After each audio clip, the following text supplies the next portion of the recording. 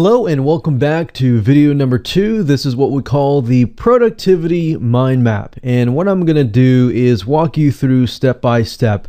So before we actually jump right in and show you different, productivity tools and all that good stuff, we're going to focus on first and foremost what we call idea dumping.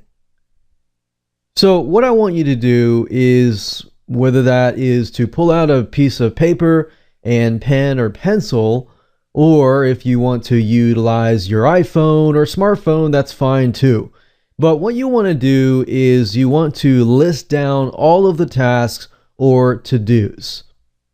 So your list most likely may seem like a lot and can be overwhelming, and that's why the next steps are important. So what I'd recommend that you do is just pause this video, jot down all of your tasks and your to-dos. Now, you might be thinking, well, should this be my personal stuff? If I'm focused on productivity of my business or my career? Yes, you definitely want to list down all of your tasks, your personal, your career, and your business, and even your fun time. Because what you're trying to do is you're trying to get an overarching view of all of your tasks. So that way we can begin to prioritize, which I'll show you in just a minute. And then once you have that list of tasks, and hopefully you've paused this video and you've done that, you want to itemize those tasks. And you want to itemize your list based on categories. So we're not trying to just prioritize the whole list. We are trying to look at the list of things that we have to do in the day-to-day things included, and then what we want to do is categorize them. So make sure that you create categories.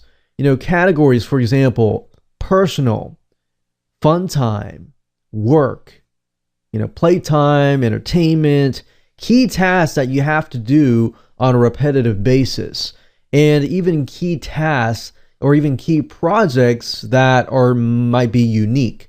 So they can be consistent and they can also be unique. But what you're trying to do is you're trying to categorize them. So okay, I'm spending this amount of the day on personal stuff. And a lot of times we don't realize that until we really write it down. We don't realize that all of our time is being spent maybe on the phone, or maybe being interrupted, or maybe being distracted. And then once we realize that, we say, okay, now I can put stuff in place to prevent that from actually happening. So once you've created those general categories, what you want to do is you want to create subcategories. And the reason why is that if you think about the saying, when you actually complete a task, generally speaking, the task can be split up into baby steps. And by doing that, the actual task gets completed, right? So in a similar case, in this case, we are splitting up the categories and breaking them down so that we can see, okay, in our personal life, how much time are we spending towards these different tasks? But at the same time, which are these tasks belonging to, especially subcategory wise? So these are many tasks that you need to accomplish to get the bigger task complete.